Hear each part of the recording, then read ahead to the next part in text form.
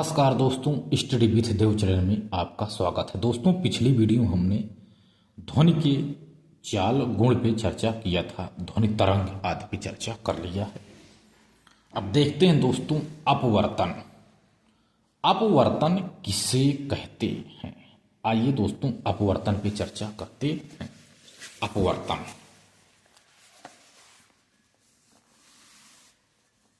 अपवर्तन क्या है? रिफ्रैक्शन यानी अपवर्तन। जब ध्वनि तरंग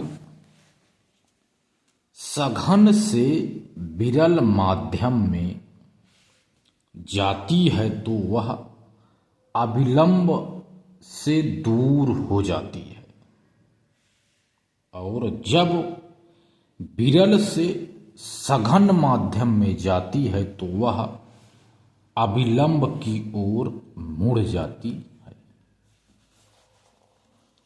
ध्वनि का अविलंब से दूर हटना या उसकी ओर मुड़ना ही अपवर्तन कहलाता है। कोई ध्वनि है, यदि सघन से विरल में जा रही है तो वह अविलंब से दूर हो जाएगी। यदि वह ध्वनि विरल से सघन में जाती है तो वह अविलंब की ओर मुड़ जाती है। इसी को ही अपवर्तन कहा जाता है। अपवर्तन के कारण ही दिन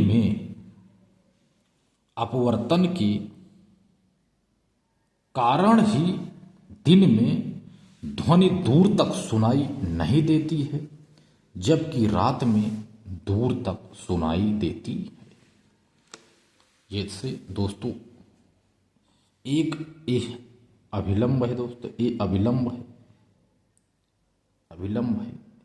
यदि यहीं से ध्वनि का संकेत होता है तो यदि सघन माध्यम है तो सघन माध्यम में यह ध्वनि अविलंब की ओर झुक जाएगी दोस्तों, इधर मुड़ जाती है अविलंब की ओर।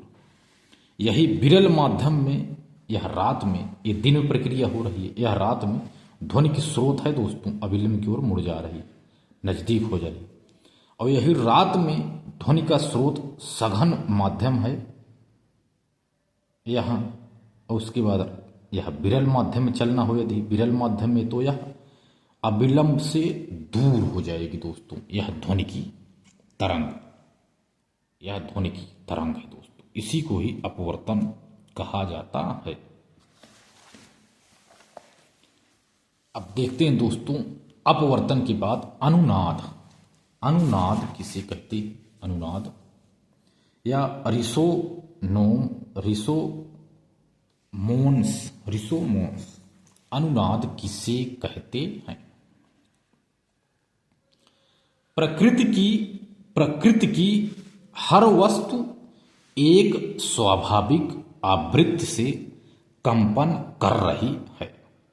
प्रकृति की हर वस्तु एक स्वाभाविक आवृत्ति से कंपन कर रही है। यदि किसी वस्तु को स्वाभाविक आवृत्ति के बराबर बाहर से आवृत्ति दे दी जाए तो दोनों आवृत्तियां मुड़ जाती हैं। ऐसे में वस्तु में बड़े आयाम के कंपन उत्पन्न होने लगते हैं। इसी घटना को अनुनाद कहते हैं। अनुनाद बराबर स्वाभाविक आवृत्ति। अनुनाद बराबर स्वाभाविक आवृत्ति प्लस बाहर से दी गई आवृत्ति। अनुनाद बराबर स्वाभाविक आवृत्ति प्लस बाहर से दी गई आवृत्ति है। एक उदाहरण है दोस्तों, जैसे सेना को कदम ताल करते हुए पुल पार करने से मना किया जाता है, क्योंकि यदि कदम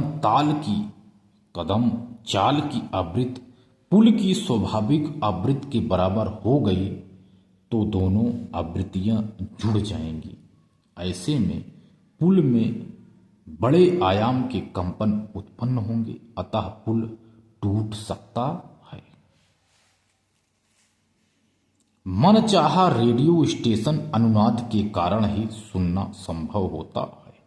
ये अनुनाद है दोस्तों की प्रकृति हर वस्तु एक स्वाभाविक आवृत्ति से कंपन कर रही है। प्रकृति की हर वस्तु एक स्वाभाविक आवृत्ति से कंपन कर रही है। यदि किसी वस्तु को स्वाभाविक आवृत्ति के बराबर बाहर से आवृत्ति दे दी जाए तो दोनों आवृत्तियां जुड़ जाती हैं। ऐसे में वस्तु में बड़े आयाम के कंपन उत्पन्न होंगे। इसी घटना को अनुनाद कहते हैं। इसके बाद अनुनाद के बाद देखते हैं दोस्तों व्यतिकरण।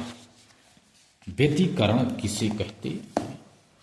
आइए दोस्तों व्यतिकरण पे चर्चा करते हैं। व्यतिकरण इंटरफ्रेंस यानी व्यतिकरण। यदि किसी भी स्रोत से उत्पन्न समान आवृत्ति और समान आयाम की ध्वनि तरंगे किसी स्थान पर एक ही फेज यानी कला में एक ही फेज में मिलती हैं तो उस स्थान पर ध्वनि तेज सुनाई देगी।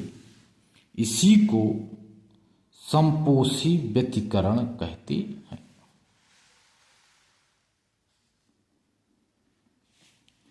अगला है यदि ध्वनि तरंगे भिन्न भिन्न फेज यदि ध्वनि तरंगे भिन्न भिन्न फेज में मिलती हैं तो उस स्थान पर ध्वनि धीमी सुनाई देगी। इसी को विनाशी व्यतिकरण कहते हैं। विनाशी व्यतिकरण को कम करने के लिए ही विनाशी व्यतिकरण को कम करने के लिए ही हाल की दीवारें खुरदरी बनाई जाती हैं, जिससे कि कुछ ध्वनि अवशोषित हो जाए, जिससे इसका परावर्तन कम हो।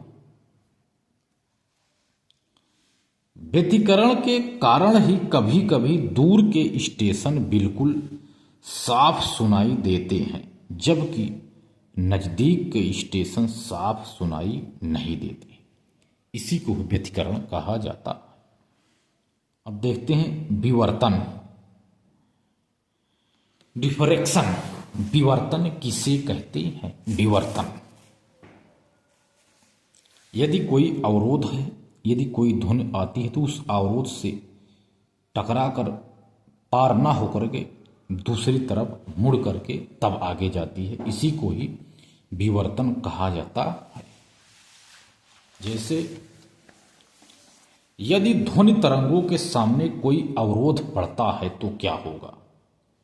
कोई ध्वनि तरंगे हैं, कुछ आप बोल रहे हैं, ध्वनि तरंगे हैं, इनके सामने कोई अवरोध पड़ता है तो ये तरंगे अवरोध के किनारों से मुड़कर आगे निकल जाती हैं। इसी को विवर्तन कहते हैं।